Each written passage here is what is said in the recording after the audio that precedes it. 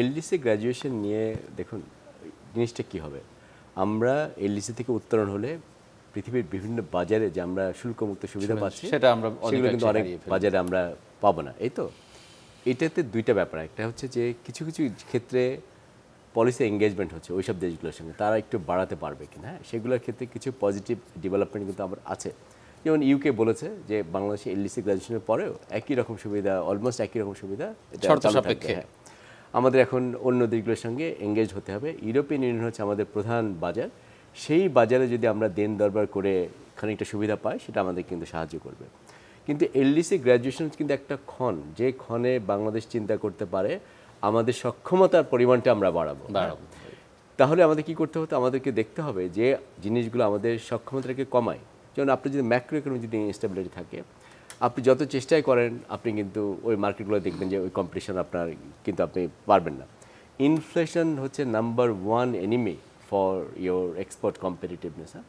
আমাদের যারা মানে মেন কম্পিটিটার্স, সেটা চায়না বলেন, ভিয়েতনাম বলেন, তাদের আপনি ইনফ্লেশন থেকে তাকায় দেখেন কত কম তাদের ইনফ্লেশন। কাজে তারা তাদের যে পণ্যগুলো বানায় সেই পণ্যগুলো তো তারা সরাসরি গ্লোবাল মার্কেটে অনেক বেশি কিন্তু কম্পিটিটিভ হয়ে যায়, সেটা আমাদেরকে দেখতে হবে। আরেকটি ব্যাপার, অনেক কিছু আছে, আরেকটি ব্যাপার আমি কিছু হাইলাইট করতে চাই যে আমরা খুব ভালো হতো যে এলডিসি গ্র্যাজুয়েশনের সঙ্গে সঙ্গে যদি কয়েকটা মুক্ত বাণিজ্য চুক্তি করতে পারতাম। মুক্ত বাণিজ্য চুক্তি যেমন ইন্ডিয়ার সঙ্গে একটা কথা হচ্ছে সেপা, আপনি নিজে এই ব্যাপারে অনেক রিপোর্ট করেছেন। তারপর আমাদের এখন চায়নার সঙ্গে কথাবার্তা আছে, জাপান খুব ইন্টারেস্টেড আমাদের সঙ্গে একটা কম্প্রিহেন্সিভ ইকোনমিক পার্টনারশিপ এগ্রিমেন্ট করার জন্য আলোচনা চলছে। আমাদের প্রশ্ন হচ্ছে যে আমরা বাংলাদেশ আমরা রেডি কিনা, কারণ ওই দেশগুলোর সঙ্গে যদি মুক্ত বাণিজ্য চুক্তি করতে হয় তাদেরকে আমাদের মার্কেটে কিন্তু ছাড় দিতে হবে। আমাদের যে ট্যারিফ, যে শুল্ক আছে আমদানির উপরে, সেটা হচ্ছে পৃথিবীর মধ্যে অন্যতম সবচেয়ে বেশি। এই ট্যারিফ দিয়ে আমরা কিন্তু কোনো মুক্ত বাণিজ্য আলোচনা করতে পারবো না। তাহলে আমাদের আগে তো নিজের ঘরে প্রিপারেশনটা নিতে হবে যে আমরা যদি বাজার খুলে দিই আমরা সেই কম্পিটিশন টিকতে পারবো কিনা। আবার দেখুন সরকারের কিন্তু খানিকটা রেভিনিউ আসে কিন্তু ইম্পোর্টেবল ট্যারিফের থেকে। আপনি জানেন যে প্রায় 30% মতো সরকারের যে রেভিনিউ সেটা আসে ইম্পোর্ট। এবার 26% প্রজেকশন, এবার 26%, এটা প্রজেকশন, কিন্তু আপনি দেখবেন যে বেশি হবে। তখন হয় কি, আসলে যদি আপনি চিন্তা করেন যে এর মধ্যে কিন্তু ভিএটিও আছে, যদি আপনি ভিএটিকে বাদ দেন তাহলে দেখবেন যে ইম্পোর্টসের উপরে কিন্তু আমাদের ডিপেন্ডেন্স ওরকম বেশি না, 13-14 ভাগ হয়তো আমাদের রেভিনিউ আসে ওখান থেকে। কিন্তু তারপরেও যেহেতু ওখান থেকে রেভিনিউ আসে, ওনার কনসার্ন যে আমরা ট্যারিফ রেশনালাইজ করতে চাই না। এই ক্ষেত্রে আমি বলবো এইবারের বাজেটে কিন্তু খানিকটা প্রয়াস নেওয়া হয়েছে। গত বছরের অক্টোবর মাসে বাংলাদেশ আমরা যেটাকে আমরা বলছি ন্যাশনাল ট্যারিফ পলিসি, জাতীয় শুল্ক নীতি, এটা আমরা গ্রহণ করেছি। এই এনটিপির আওতায় ট্যারিফ রেশনালাইজেশন করার কথা, যেন এলডিসি গ্র্যাজুয়েশনের পরে আমরা সেটা সুবিধা নিতে পারি।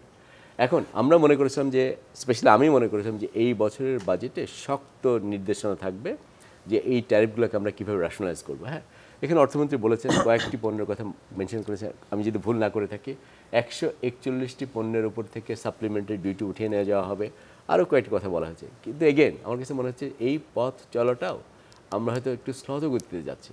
যদি শ্লথ গতিতে যায়, আমাদের কিন্তু বেশি সময় নাই। ধরেন 26 সাল, তারপরে হয়তো কিছু চেষ্টা তদবির করে 29 সাল পর্যন্ত আপনি করতে পারবেন। তারপরে আমাদের অনেক বাজার শুল্ক বাড়বে, প্লাস আমরা এখন কিন্তু যারা রপ্তানিকারক তাদেরকে কিন্তু আমরা সাবসিডি দিতে পারি। এলডিসি গ্র্যাজুয়েশন হয়ে যাওয়া মানে কিন্তু ওই সাবসিডি আমরা দিতে পারবো, তারা কিন্তু সেটার চাপের মধ্যে থাকবে। তো সুতরাং সংক্ষেপে বলতে গেলে ম্যাক্রো ইকোনমিক স্ট্যাবিলিটি আমাদেরকে এনশিওর করতে হবে। সেটা আমাদের কম্পিটিটিভনেসকে নির্ধারণ করবে যে আমরা ভবিষ্যতে কী করব। মুক্ত বাণিজ্যের দিকে যেতে হবে, সেখানে আমাদের প্রস্তুতির ব্যাপার আছে, না হলে আমরা পারবো না। আর থার্ড হচ্ছে এক্সপোর্ট ডাইভার্সিফিকেশন, সেটা বিরাট একটা আলোচনা। রপ্তানির যে বৈচিত্র্যকরণ করা, সেখানেও কিন্তু বাংলাদেশ আমরা অনেক পিছিয়ে আছে, আমরা শুধুমাত্র গার্মেন্ট এক্সপোর্ট করছি।